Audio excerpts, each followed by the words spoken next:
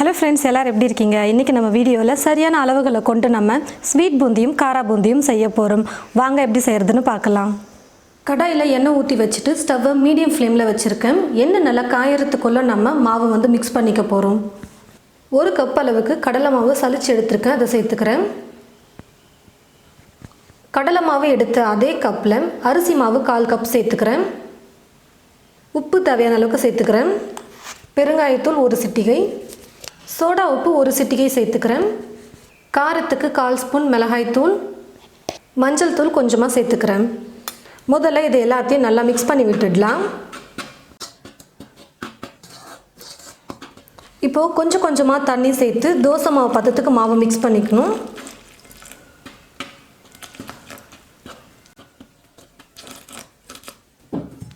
பாருங்கள் ஃப்ரெண்ட்ஸ், கொஞ்சம் கொஞ்சமாக தண்ணி சேர்த்து மிக்ஸ் பண்ணிகிட்ருக்கேன். மாவு இப்படி எடுத்து ஊற்றும் பொழுது இந்த மாதிரி விழக்கூடாது, கெட்டியாக கீழே இப்படி விழக்கூடாது. இன்னும் கொஞ்சம் தண்ணி சேர்த்து நல்லா தண்ணியாக மிக்ஸ் பண்ணிக்கணும். பாருங்கள் ஃப்ரெண்ட்ஸ், கரெக்டான பதத்துக்கு தண்ணி ஊற்றி இப்போ நான் கரைச்சிக்கிட்டேன்.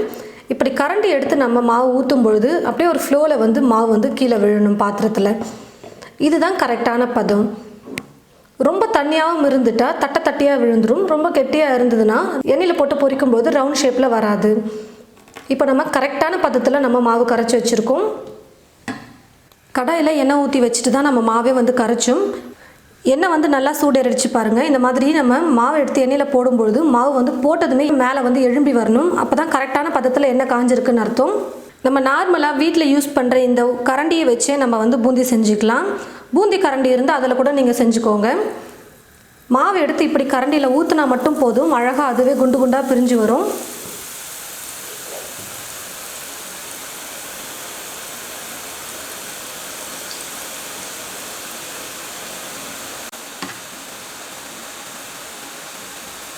காரா பூந்திக்கு நல்லா வெந்து கிறிஸ்பியாக வரணும், அதனால் கொஞ்சம் குக் பண்ணிக்கலாம்.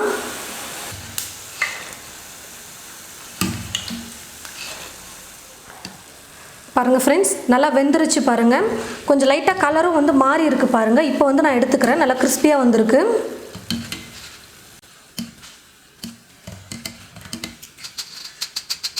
காரா பூந்தியை எண்ணெயிலேருந்து எடுத்ததுக்கப்புறமா எண்ணெயை கொஞ்சம் காய விட்டுட்டு அதுக்கப்புறமா திரும்ப இன்னொரு முறை நம்ம பூந்தி போடணும். எண்ணெய் நல்லா சூடாக இருக்கும்போது பூந்தி போட்டோம்னா தான் நல்லா எழும்பி வரும். ஏற்கனவே நிறைய வீடியோவில் சொல்லியிருக்கேன் நான்.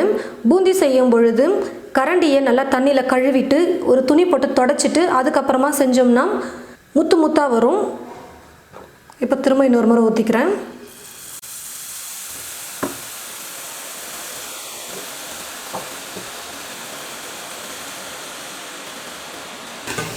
எண்ணெய் காயாமல் நம்ம பூந்தி போட்டோம்னா மாவு ஒன்றோட ஒன்று ஒட்டிக்கும். அதுக்கப்புறம் வால் வாலாக வந்துடும், அப்புறம் தட்டையாக வரும். அதனால் எண்ணெய் நல்லா காஞ்சதுக்கப்புறமா நம்ம பூந்தி போட்டோம்னா தான் நல்லா முத்து முத்தாக வரும். நல்லா கலந்து விடுங்க, அப்போ தான் நல்லா எல்லா பக்கமும் வெந்து கலர் வரும். நல்லா வெந்து கலராக வந்துருச்சு. இப்போ நான் எடுத்துக்கிறேன். இதே போல் எடுத்துருக்கிற எல்லா மாவையும் நம்ம பூந்தியாக எண்ணெயில் போட்டு பொரிச்சு எடுத்துக்கலாம். எடுத்திருந்த எல்லா மாவையும் பூந்தியாக செஞ்சு எடுத்துக்கிட்டேன். இப்போது இந்த மாதிரி கரண்டி யூஸ் பண்ணிக்கோங்க. கரண்டி யூஸ் பண்ணிவிட்டு வேர்க்கடலை வறுத்து எடுத்துக்க போகிறேன்.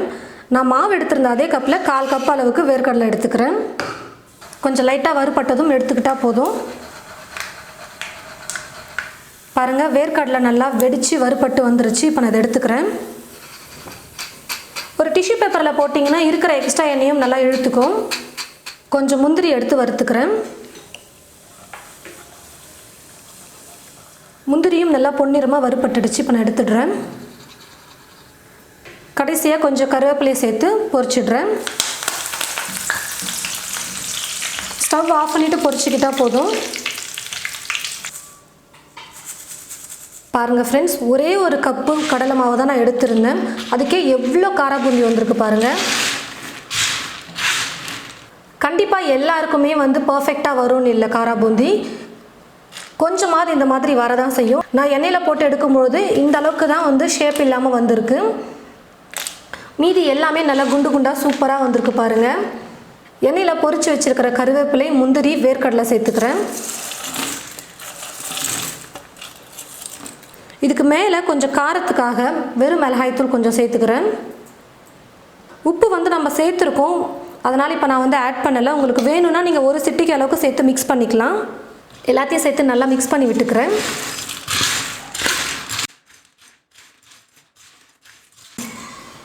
பாருங்கள் ஃப்ரெண்ட்ஸ், நல்லா மிக்ஸ் பண்ணி விட்டுக்கிட்டேன். நல்லா சூடு ஆறுனதுக்கப்புறமா ஒரு காற்று போகாத பாக்ஸில் போட்டு வச்சுக்கிட்டோம்னா ஒரு வாரம் ஆனாலும் நமுத்து போகாமல் நல்லா கிறிஸ்பியாகவே இருக்கும்.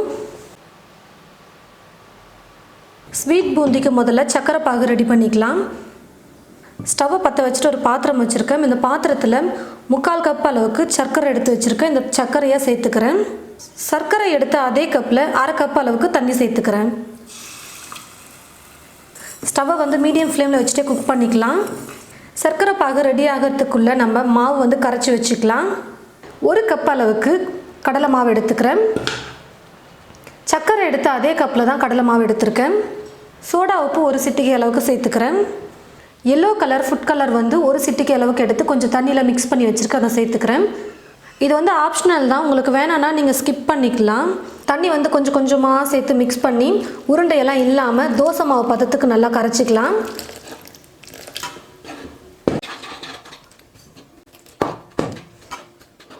பாருங்கள் ஃப்ரெண்ட்ஸ், மாவு வந்து நல்லா உருண்டையெல்லாம் எதுவுமே இல்லாமல் நல்லா கரைச்சி எடுத்துக்கிட்டேன்.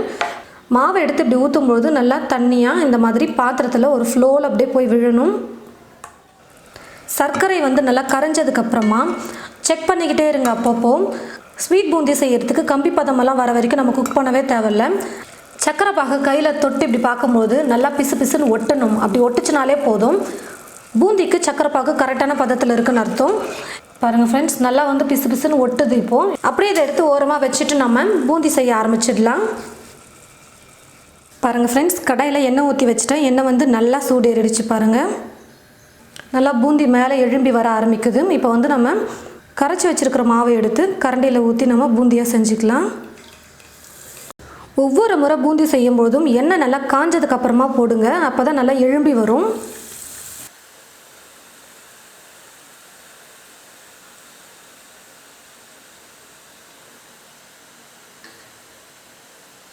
பூந்திக்கு வந்து ஒரு 30லேருந்து 40 செகண்ட் நம்ம குக் பண்ணாலே போதும். ரொம்ப மொறுமொறுலாம் வரக்கூடாது, சாஃப்டாக இருக்கணும். எண்ணெயில் போட்டு ஒரு 30லேருந்து 40 செகண்ட் குக் பண்ணி எடுத்துக்கலாம். இப்போ நான் எடுத்துடுறேன். ஒவ்வொரு முறையும் பூந்தியை கரண்டியில் ஊற்றும் பொழுது கரண்டியை வந்து நல்லா கழுவிட்டு தண்ணி இல்லாமல் நல்லா தொடச்சிட்டு ஊற்றிக்கோங்க. பூந்தி செஞ்சதுக்கப்புறமா எண்ணெய் கடாய் எடுத்து வச்சுட்டு ஸ்டவ் மேலே ஒரு குட்டி பேன் வச்சுருக்கேன். குட்டி பேனில் கொஞ்சம் நெய் சேர்த்துக்கிறேன். நெய் நல்லா சூடேறிடுச்சு. இப்போ வந்து முந்திரி கொஞ்சம் எடுத்துருக்கேன். அந்த முந்திரியை சேர்த்து நல்லா பொன்னிறமாக வறுத்து எடுத்துக்கிறேன். இது கூட நீங்கள் திராட்சை வேணுனாலும் சேர்த்துக்கலாம். நான் வெறும் முந்திரி மட்டும்தான் போட்டு செய்ய போகிறேன்.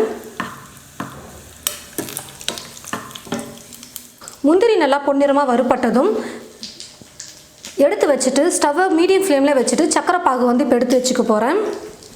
நம்ம பூந்தி பொரிச்சு எடுக்கிறதுக்குள்ளே சக்கரை பாகு வந்து கொஞ்சம் சூடு ஆறி இருக்கும். அதனால் கொஞ்சம் லைட்டாக சூடு பண்ணிக்கலாம். சக்கரை பாகு கொஞ்சம் சூடாக இருக்கும்போது பூந்தி போட்டோம்னா பூந்தி வந்து சக்கரை பாகுவை வந்து நல்லா அப்சர்வ் பண்ணிக்கும். அதனால் கொஞ்சம் லைட்டாக சூடு பண்ணிக்கிறேன் நான். இது கூடவே 3 கிராம்பு சேர்த்துக்கிறேன். 2 சிட்டிகை அளவுக்கு ஏலக்காய் தூள் சேர்த்துக்க போகிறேன். 2ஐயும் சேர்த்து நல்லா கலந்து விட்டுக்கிறேன். கொஞ்சம் லைட்டாக சூடு ஏறினா போதும், நம்ம ஸ்டவ் ஆஃப் பண்ணிக்கலாம். பாருங்கள் ஃப்ரெண்ட்ஸ், பாகு வந்து நல்லா சூடு ஏறிடுச்சு. இப்போ நான் ஸ்டவ் ஆஃப் பண்ணிக்கிறேன். இப்போது நம்ம ரெடி பண்ணி வச்சுருக்கிற பூந்தியை இதில் போட்டு ஊற வச்சிடலாம்.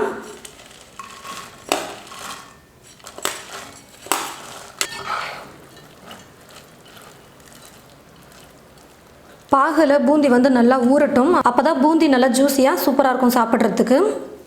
நான் வந்து ஒரு 2 நிமிஷம் நான் அப்படியே விட்டுக்கிறேன், ஊறட்டும். பாருங்கள் ஃப்ரெண்ட்ஸ், 2 நிமிஷம் வந்து நல்லா ஊற விட்டுக்கிட்டேன். பூந்தி வந்து சக்கரை பாகில் நல்லா ஊறி சூப்பராக வந்துருச்சு. இப்போ நான் எடுத்துக்கிறேன். கொஞ்சம் கொஞ்சமாக எடுத்து இந்த மாதிரி எக்ஸ்ட்ரா இருக்கிற பாகை எல்லாத்தையும் நல்லா வடிச்சிட்டு வெறும் பூந்தி மட்டும் எடுத்துக்கலாம். அப்போ தான் கடையில் விற்கிறது போல் நல்லா உதிரி உதிரியாக இருக்கும். நல்லா ஒரு அகலமான பிளேட்டில் எடுத்து நான் இதை போட்டுக்கிறேன். பாருங்கள் ஃப்ரெண்ட்ஸ், இப்போவே வந்து பூந்தி கொஞ்சம் கொஞ்சமாக உதிரி உதிரியாக வந்துட்டுருக்கு பாருங்கள். இன்னும் இருக்கிற பாகு எல்லாம் பூந்தியில் அப்சர்வ் ஆகிடுச்சுன்னா இன்னும் நல்லா உதிரி உதிரியாக வந்துடும். நல்லா இந்த மாதிரி ஒரு அகலமான பிளேட்டில் மாற்றினதுக்கப்புறமா வறுத்து வச்சுருக்கிற முந்திரியை சேர்த்துக்கிறேன். நெய்யோடு சேர்த்துக்கோங்க, சாப்பிடும்போது ரொம்ப டேஸ்டியாக இருக்கும். நல்லா கலந்து விட்டுருங்க.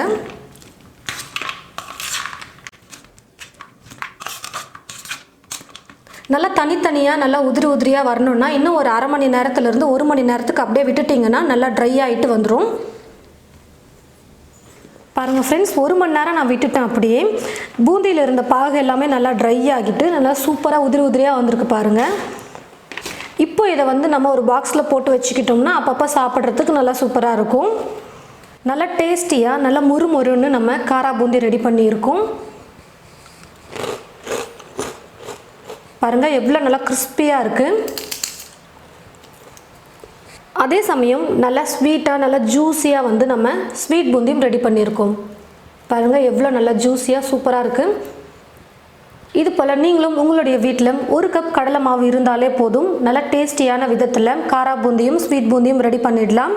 கடையில் கொஞ்சமாக வாங்கி சாப்பிட்றதுக்கு நம்ம வீட்டில் கொஞ்சமாக வச்சு செஞ்சோம்னாலே ரொம்ப நிறைய வரும். சாப்பிட்றவங்களும் நல்லா திருப்தியாக சாப்பிடலாம். இது போல் நீங்களும் உங்களுடைய வீட்டில் இந்த 2 ரெசிபியும் ட்ரை பண்ணி பாருங்கள். ட்ரை பண்ணி பார்த்துட்டு எப்படி இருக்குன்னு மறக்காம கமெண்ட் பாக்ஸில் வந்து கமெண்ட் பண்ணுங்கள். இந்த வீடியோவை மற்றவங்களுக்கும் ஷேர் பண்ணுங்கள். இது போல் நிறைய ரெசிபிஸ் பார்க்க தமிழ் ஃபுட் மசாலா சேனலை சப்ஸ்கிரைப் பண்ணி வச்சுக்கோங்க. கூடவே பக்கத்தில் இருக்கிற பெல் ஐக்கானை கிளிக் பண்ண மறந்துடாதீங்க. தேங்க்யூ.